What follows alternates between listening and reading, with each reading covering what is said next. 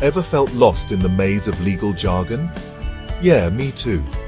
Today I'm breaking down 3 simple but super important terms in the Indian legal system: code, act, and rule.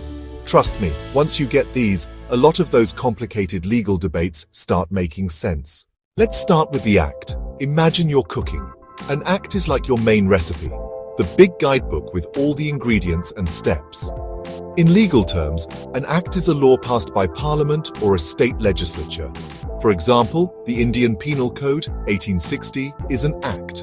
It's a law created by lawmakers after lots of discussion, debate, and voting. Once passed, it becomes the foundation for how something is regulated. Now, what about a code?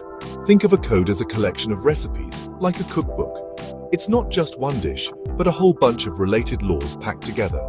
The Indian Penal Code, or IPC, is actually a code because it compiles all criminal laws, what counts as theft, assault, murder, and so on, into one giant book. So all codes are acts, but not all acts are codes. Codes are just acts that organize a big area of law in a neat package. All right, moving on to rules.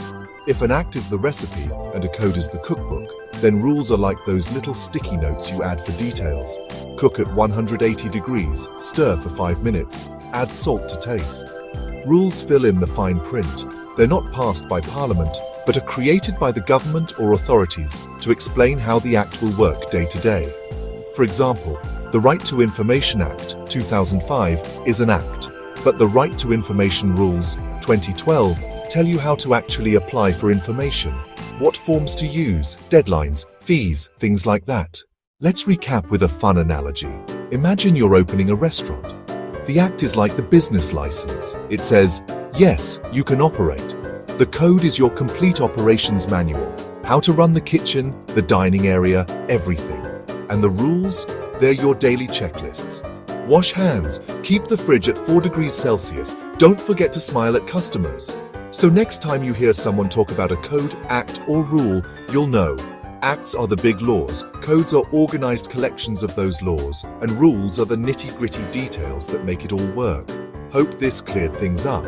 If it did, drop a comment below with your favorite legal word that always confused you.